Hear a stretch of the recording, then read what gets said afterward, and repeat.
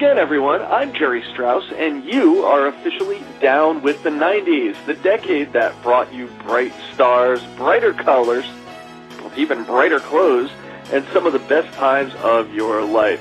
This week, we're going to go back and we're going to revisit not only why the 90s were some of the best times of your life, but maybe, just maybe, some of the fittest times in your life, some of the most healthy times of your life. And if that is the case, big reason for that is most likely our guest this week. She is one of the fitness icons, I'd say, from the late 80s, the 90s, all the way up until today and beyond. She is a former fitness instructor of the year, and she's also, more importantly for those who are familiar with her, the woman behind Buns of Steel, the series that sold more than 10 million copies. So, unbelievable. Great to have her on. Tamilee Webb, thank you for joining us here on the show. Thanks for having me, Gerry. It's a pleasure. Has it really been in the 90s? So that puts us up about 20 years. Well, you know, I think of it more like 14 years ago, really. The 90s were still going on. And we can round that to 10, and then, you know, you can sort of push it a little more. That's the way I think of it. Boy, time flies when you're having fun. Absolutely, and it seems like you're still having fun and going strong, and we're going to talk about that. But I just want to go back to the beginning just a little bit for people who know of you and probably know and are familiar with a lot of your videos, and they've seen you in action, but maybe don't know how you got to that point. Now, you were a phys ed major. You got a Bachelor of Arts in phys ed when you were at, California State University, right? Chico, yes. Yeah, in Northern California. Mm-hmm. And so, obviously, an interest in physical education. What was at that point, what was your career aspiration? Well, you know, when you get into college, you're thinking, you know, what do I really want to do? And I always enjoyed fitness, but keep in mind, back then, aerobic dance was just starting to pop up, you know, a few studios here or there. So basically what you would be going into is being a phys ed teacher. And so I thought maybe nursing, and I kind of looked into nursing, but I don't do well with sick people and blood. So I stuck with fitness, and thank goodness aerobic dance studios started popping up, and I got involved with women's bodybuilding when women's bodybuilding really looked like women. And then it just kept evolving, and so I went straight through and finished in a master's degree in exercise science, and then got out and thought that there would be a teaching job, and there just wasn't right away. And so I went to work at a place called the Golden Door, which is an elite resort spa where very wealthy people would come and spend a week and pay thousands of dollars to get in shape. And that's where I went and continued my work and learning for another 3 years before I was out on my own. And what does being out on your own entail at this point? Where do we bridge the gap between mortal and the immortal superhero of fitness that you eventually would become? Well, back then, you know, it wasn't as competitive as it was now, and actually I was traveling, training teachers, other fitness teachers, to teach group exercise classes and weight training and choreography, and so I traveled around the world. I went to Japan and Italy and Germany and Norway and Canada and Brazil, all over training teachers. But I realized that I really wanted to do fitness on television or in video form because I was able to reach a bigger audience that way. And I thought, in order to do that, I need to stay home a little bit more in the States. And about that time, ESPN had come around and asked me to audition for a new show that they were doing on ESPN called Fitness Pros, which I did, and I actually got. And about that same time, Buns of Steel came about. And the interesting part is a lot of people don't really know the story of Buns of Steel. I mean, I'd like to take the credit that I came up with the concept, the idea, the name, and everything, but I did not. The workouts are definitely mine. I did all of those.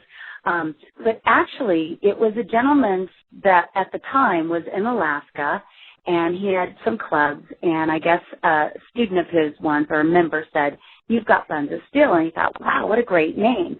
So he videotaped himself doing, the traditional leg lifts and donkey kicks and all these, floor exercises with a lot of different women in the room. And he looked like a young Chuck Norris. He had a headband and leg warmers.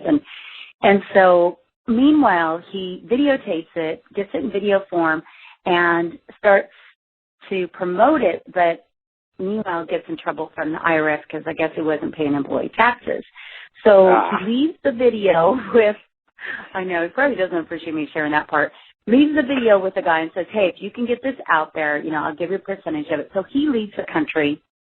And so they put it out there and in like a catalog thing. And it does really well in San Francisco. And they realize, okay, they've got a guy on the cover. He looks, he's handsome. And so they thought, we need to change the cover of this. Because as you know, everything in marketing is how does it look? I mean, that's your first initiation with any program or product. So they put a woman's body on it, and it did really well. So they thought, well, we want to do more, but we don't want him. We want a girl. We want a woman. And so I was suggested because, one, I knew fitness, two, I trained people, and three, I had a butt. So I was only supposed to do one.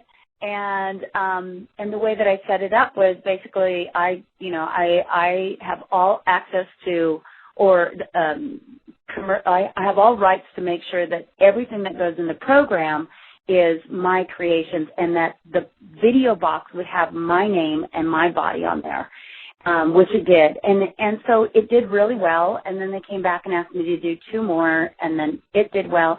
And it just kept spinning like that, and pretty soon I remember having all 10 spots on the billboard of all these different titles, and so that's kind of how it took off.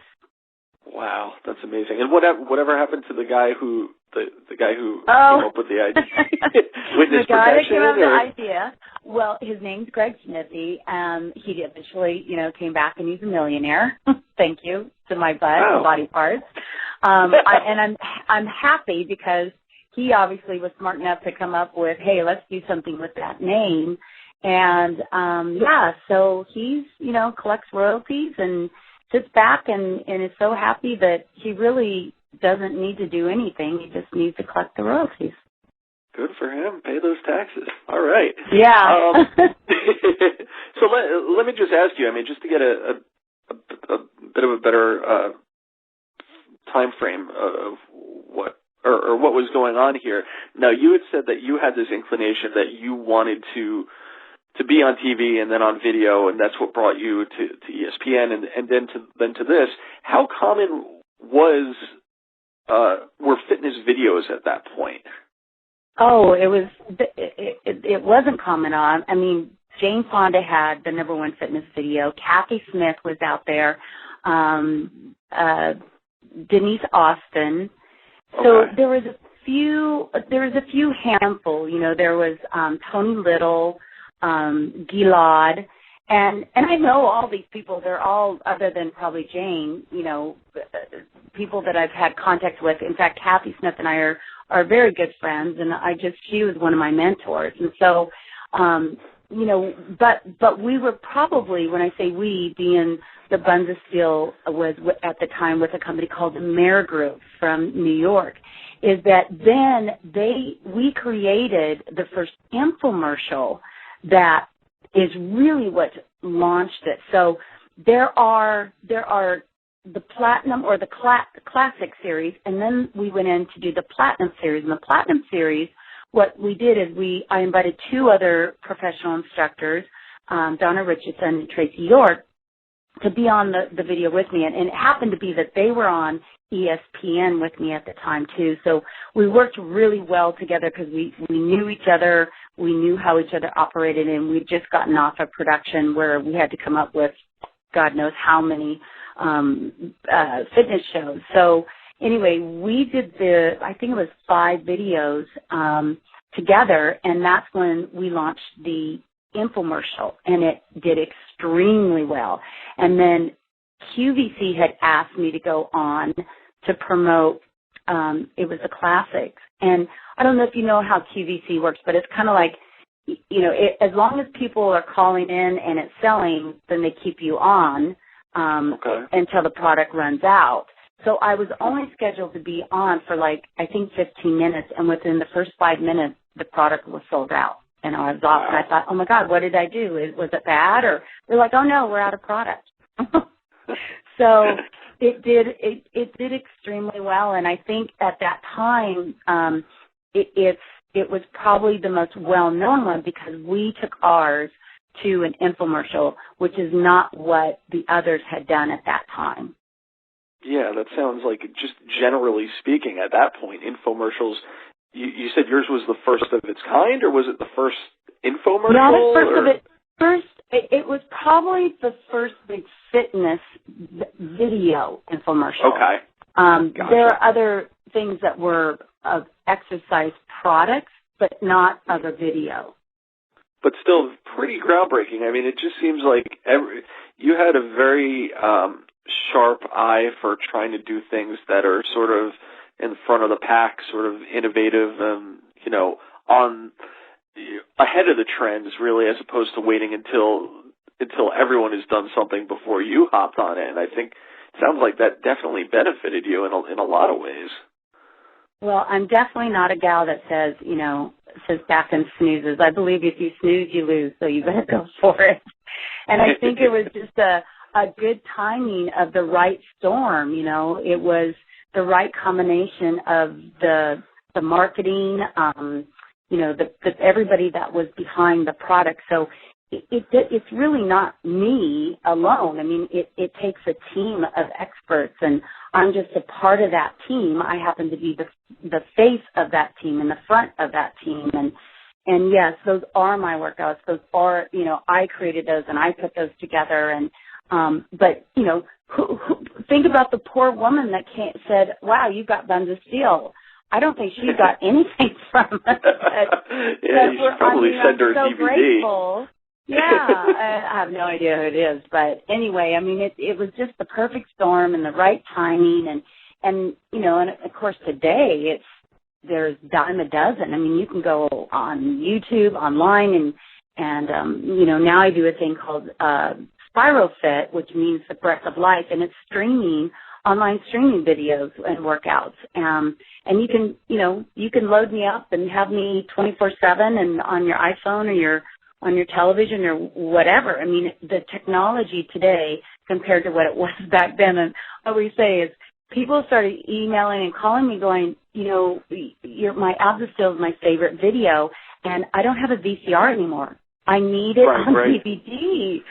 So that's what, so I decided I obviously have to convert these to DVD and digital download to stay with today's demand.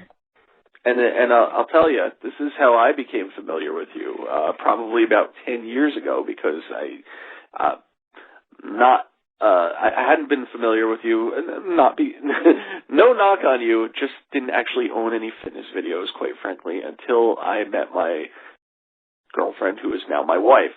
And she has your entire collection of VHS, and she'd be doing them all the time, every morning, and I'd be kind of watching while I was eating breakfast. And I want to get into your style in a minute, but I just remember that the thing that I noticed about you before anything else is the common thing that ran through everything that she would do on a regular basis, which is that you wore this very distinct visor. And I said, before I knew your name, I said, you're doing the visor workout. And she said, yeah, I've got a variety of visor workouts. I never wore a visor. It was I wore a hat on a couple of my videos. Oh, really? It was a hat. Yeah. I know it looked like a visor. It flipped up, huh? Okay. So the bad part about re-releasing these now is the hairstyle and the leotards and all that is a little outdated. But exercise doesn't get outdated. That's exactly what made me think of you for this show, actually, is just thinking about how, over my the years... My outdated exercise wear. No. But it was a slice of life back then, definitely. You were, and at that point, you were, again, right in the trend. You were ahead of the curve and just offering sort of this look that was very modern, and I think that was probably part of the appeal at that point. It looks like an episode of 90210, and that's a compliment. Well, thank you. Thank you. Not a problem. That's funny. So let me ask you, because, you mentioned a lot of your peers who had videos at the time, and, of course, so many more have come after you. So many different types of workouts, different types of personalities, different types of styles. And I can't really compare with what was going on back then, but I can compare what I've seen of your work to some of the things I've seen since. And I think you probably have, from what I've seen, some of the more, I don't know if gentle is the right word, but a very soothing sort of vibe is what I got from your workout. Not a lot of testosterone, not a lot of, go. Just a very relaxing sort of, not necessarily a yoga vibe, but a very relaxing, casual, let's go through and do this, no pressure, let's just, get this done, we're going to feel great. Is that sort of what you've carried through your entire career? Yes. And I think you're probably referring to, like, if you turn on the tube today, you get Insanity and the, Turbo this and I have to say, because I know the infomercial business and I know the fitness business is that people will catch you on a hike. And for me personally, I'm in it for the long run. I look at the big picture, and I want I call them my workout buddies. They're not my fans. They're my workout buddies, and I want us to be working for a really long time. I think because of my background in the human body and knowing how it operates, that's how I design my workouts. So my workouts are based on what I know biomechanically about the human body. And that changes. Working out in your 20s, your 30s, your 40s, your 50s, and your 60s, and so on, it's going to change. One common thread is we need to keep moving, but how we move is going to be a little bit different. So really there should be a warning, when it's an advertise on television and let's say it's the Insanity workout, it should be, this is for the young at heart that still their body is going, I can do that, because I've never had any injuries from working out. My joints are great. It might take me a little longer recovery, but I'm in it for the long haul, and I want my workout buddies to feel good. And unless you're really training for something, let's say you want to enter some athletic contest, should you really be taking your body and pushing your body to that degree? Nowadays the people are getting into CrossFit, and nothing against CrossFit. I'm all for any exercise as long as it is safe, effective, and personally, I think it should be fun. But people that are doing it don't need to be doing it. Why take your body to that torment unless you're going to be training for something? You don't have to. Gentle exercise does not mean that you're not going to get in shape. And it just means that your body is going to really love and appreciate you longer than to be beating it up. Do you think there's a dangerous trend going on now as far as all these running events and marathons and things like that are adding all these extra gimmicky stipulations, running through the mud, all these like extra little things that seem to be popping up that are along the lines of almost military training. Do you think that's all part of that trend to push ourselves to the extreme? Yeah, well, people are always trying to, create new workouts, keep it interesting, motivating, because you don't want to get bored. But again, I'm not opposed to those types of workouts. But what I want to make cautious is that who should be doing those, and why are you doing it? If it's a personal challenge for yourself, then yeah, go for it. But you want to be aware of the consequences of taking, let's say a 50-year-old body through a program that most military 19, 20-year-olds are doing. And not to say that, you can be in your 50s, 60s and you can't do some Navy SEAL workout. But again, why? Fitness is really, we need it. Our bodies need movement. It needs to be exercise. But to what degree, at what level? And I think that as long as you're consistent, then you're going to be fine. But you really don't need all those over-the-top workouts unless you're really training for something. And for instance, like when I'm getting ready maybe to go do a production or where I need to drop some weight, basically it's more of my nutrition than anything because I already exercise. I probably exercise 6 days a week, but I change it up. I don't do the same thing. And I'm a little bit more gentle on my body than what I was back, in my 20s and 30s. I mean, you would just do anything. So I think there's a lot of different programs out there. You just got to do your homework and find the right one or a few of them that you enjoy doing. And keep in mind that not all of those, when we think of exercise, just going out, ballroom dancing, working in your yard is exercise. There's so many ways to get a really good workout in, and where it's not classified as this is a workout. I mean, I don't garden because I don't have a garden, but my mom loves gardening. So she'll go out and she trims hedges and she's digging. She's so sore the next day because think about holding your arms up, clapping flippers or whatever it's called. I mean, that's a lot of upper body exercise. Yeah, absolutely. Yeah, I know what you mean.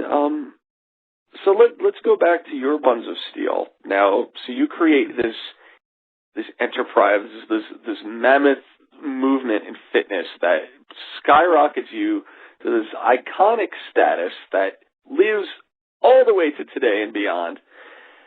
What kind of imitators did you see? Because, I mean, with the success of yours, I have to imagine that not only did it just open the doors for a big glut of fitness videos in general, but I have to imagine that somebody tried to do like something very similar, like knockoffs, like Butt of Iron or whatever the case may be. Did you see people try to get slick and try to capitalize on what you'd accomplished? Well, yeah, I mean, everybody's going to try and jump on the bandwagon, and I personally, I don't care. I think it's great when it inspires others to do something, not to really just copy someone, but I look at it this way as I am who I am, and nobody can really be that. I can't be somebody else either. So what I do and how I do it, nobody else can do. It boils down to a personality and how I create the workouts and present them to you. Because there are people who can, gosh, what were they? There was some things that were tried to copy Buns of Steel, but it would be, buns of something else. But right, aluminum. Yeah, but you know what? The consumers make the decision. The consumers are the ultimate decision maker, and I remember I was doing a photo shoot once, and the guy he didn't know who he was shooting. He just thought he was shooting some girl, fitness girl. And he started telling the story how he bought this video for his wife as a joke called Buns of Steel.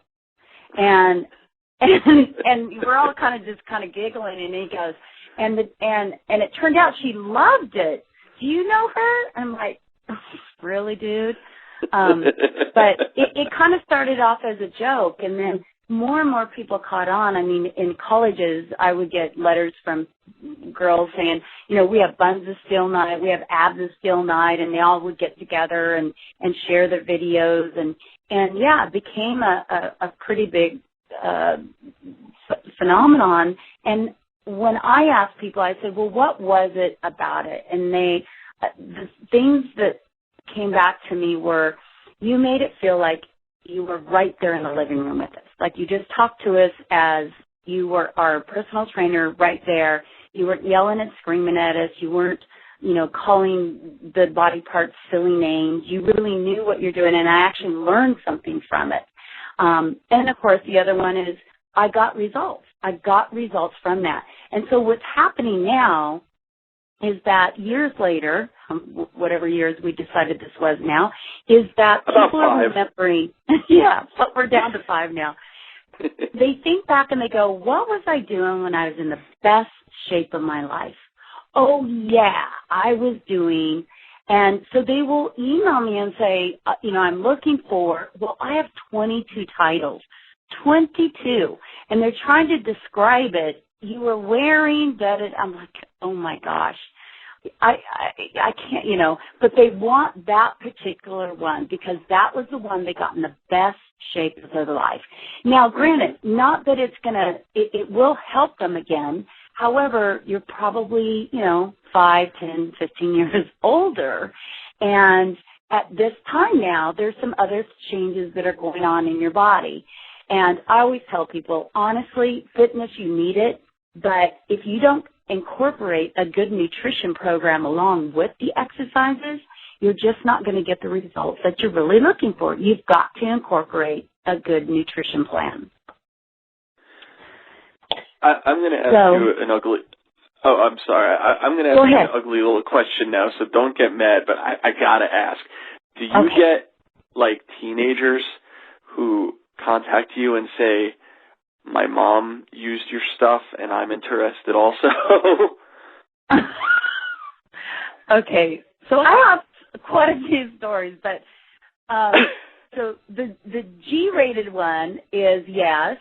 Wow, we got to hear the other one.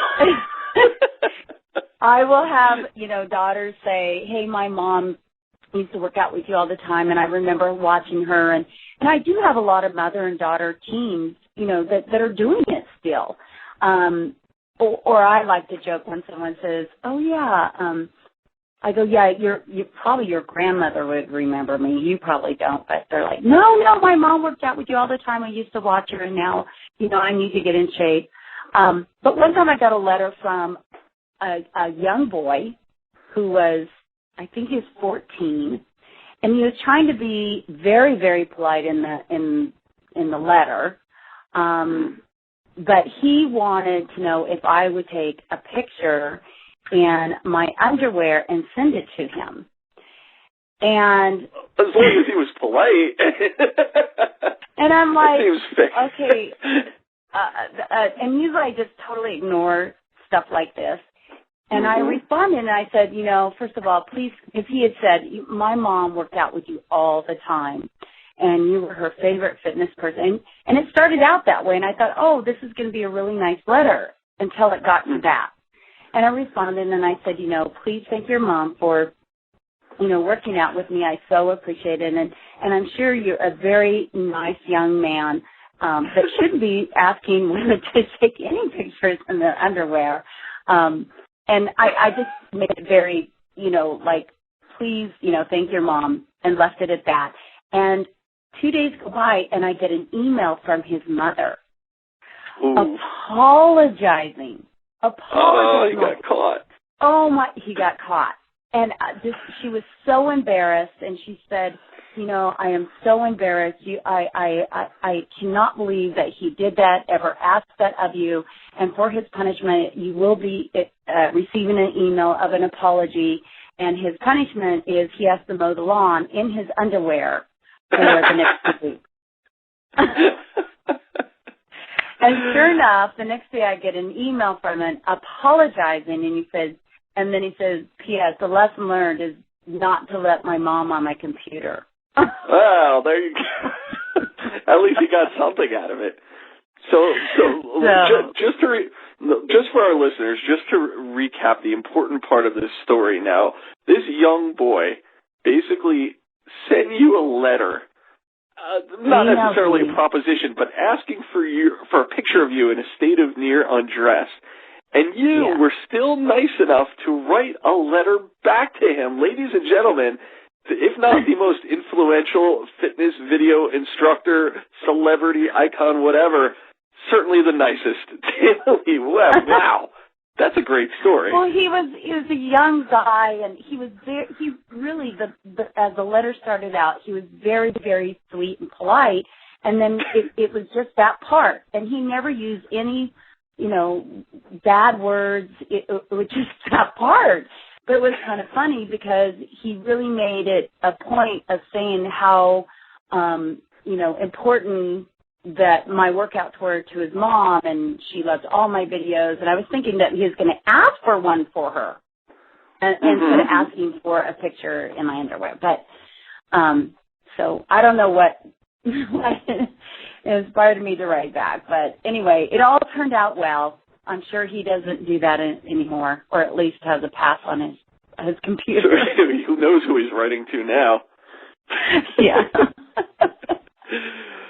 Wow. Yes. Well, so let me ask you, before we move into what's going on with you right now, I just want to ask now, all this craziness, you've sold over 10 million copies of this. That means over 10 million people at some point in time over the course of whatever number of years were basically including you in their lifestyle, for the most part, probably on a regular basis, many of them every day.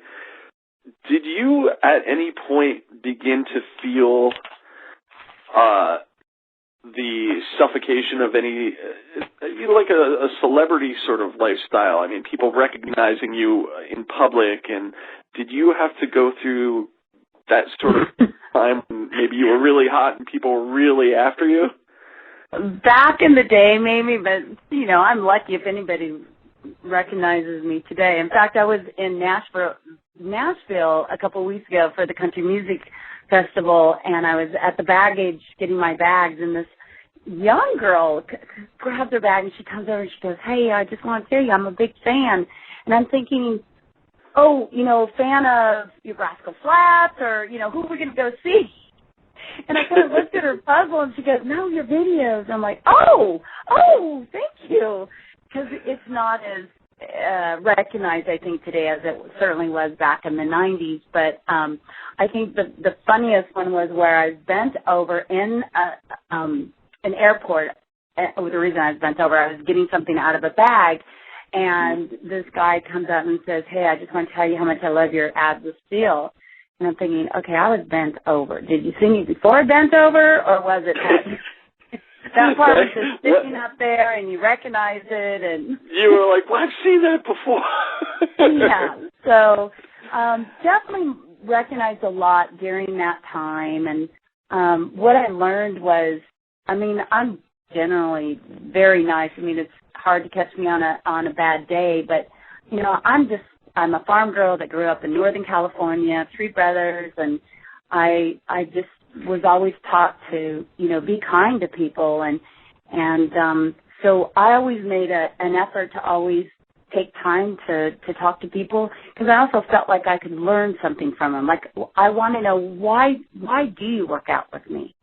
What is it that you like about the workouts, and how can I improve them? What would you like to see in the future? So they really gave me a lot of information, and the other side of that is when you go into production to shoot videos, you're looking at a camera, you're looking at a lens, and you don't have this big energy that you have when you're teaching in front of a group of people.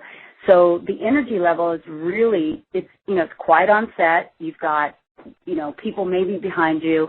And so you have to really kick it up and like there's somebody in that lens that is really, really listening to you. So whenever I got the chance to actually meet those people, I took advantage of it. I did have a few stalkers, I have to admit. I had one guy that snuck in my house and hid in my closet. I wasn't home, but wow.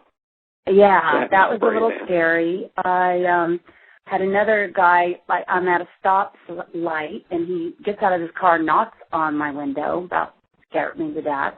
So those were a little scary, but for the most part, I enjoy talking to my workout buddies. And especially today. I'm lucky if anybody would recognize, but everyone. Well, at the same time, I kind of get the impression that you're not the kind of person that was running around chasing celebrity or chasing after paparazzi to get your picture taken and things like that. Even though I'm sure you could have. I'm sure you could have probably chased after a lot more of that extraneous celebrity stuff. And it doesn't sound like that's what you were all about. You were really, and no. continue to be more about the longevity of what you're doing. Yes. I'm in it for the long run, and when it was hot, there was a lot more recognition, but that isn't why I did it. I mean, I never even thought it would make me a living as it did, but I'm very grateful, and it continues to make a living for me, but it's also what I enjoy doing. I always tell people, if you have a passion and you're doing that, that's not a job. It's a love for what you do. And I love helping people. I love anything that I can do to better especially their physical and their mental side. That's great. And you continue to do it today. Let's talk about everything you have going on right now. Now, of course, you're continuing to promote the still evolving Buns of Steel line. Give us the specifics of exactly what is available to someone who may be jumping into this for the first time, if they've been living under a rock for the last 5, 10, 15, whatever we've decided it's been. Yeah, and it can be very confusing, but I sell them mostly on my website, TamileeWebb.com, or you can put in Buns of Steel. Or my name, it'll come up with it, because a lot of people don't know how to spell Tamilee. But there you'll see a line of them, and I put them in volumes. So volume 1 are the first 3 videos that I did, which is Buns of Steel 3, Abs of Steel, and Arms and Abs of Steel. And then in volume 2 is Abs of Steel 2, Legs of Steel, and Buns of Steel 5, which is a beginner. And then in the next 3 are only available in digital. So the first 2 volumes are DVDs. They come in 3s, or you can get them as a digital download. And then I just released a 3-disc of the Platinum series, and at the time, the only ones I have of those are the Step Aerobics, the Abs of Steel, and the Thighs of Steel. It is Warner Brothers that actually owns the rights to these products now, and trying to get the masters back to be able to convert them, they have misplaced some of them. So that's why I have 2 titles that are missing right now. But other than that, a piece of history. That's horrible. I know. Can you believe that? And they weren't going to do anything with them. I mean, I had to go back and convince them that, no, trust me, people want these again. They want them on DVD and digital, and they didn't want to, Warner Brothers is so big, they could care less, and they really don't do a lot in fitness anymore. So basically I license them back, and then I convert them and put them back out there. So that's kind of where it's at. But you can get, so if it says Buns of Steel 3, which is the very first one that I did, basically it focuses on the lower body, so a lot to do with your butt and your legs, your thighs, but I do some abs and some upper body in it. Abs of Steel is a 3 10-minute, so you can choose a 10-minute program, like do 1 10-minute a day, Or if you're feeling like you really need to work your abs, which nobody really needs to do 30 minutes. Trust me, you just don't need it. But there's 3 10 minutes. And then, so the classics are typically just me in it. When you move on to the platinum, it's with the 2 other instructors, and they all have a cardio with it. So if it says Buns of Steel, it means it's going to have a little aerobic dance at the beginning, and then we're going to go into abdominal exercises with each of us doing probably about 8 minutes of ab exercises. But you can view the video. So if you go to my website, TamileeWebb.com, or you can also go to my YouTube channel, Tamilee Webb Fitness, and view them there before you actually decide if you want to purchase them or, do a digital download. But if you also find me on Facebook, and it's Tamilee Webb, or the Tamilee Webb Fitness, and I try and answer all. It might take me a while, but I do try and answer any questions. I try and post things. Have a blog that's going on right now that we talk all about abs in your 20s, in your 30s, in your 40s, and what happens when you go through menopause and men's abs. And so I try and get a blog out once a week. And anything you want on body parts, I've got them. That is the greatest slogan I've ever heard in my entire life. I'm sure your 14-year-old friend would truly enjoy that. What's your plans in the future? Are you looking to put out more content, more workout material? Well, I have been asked to when I was going to shoot another DVD.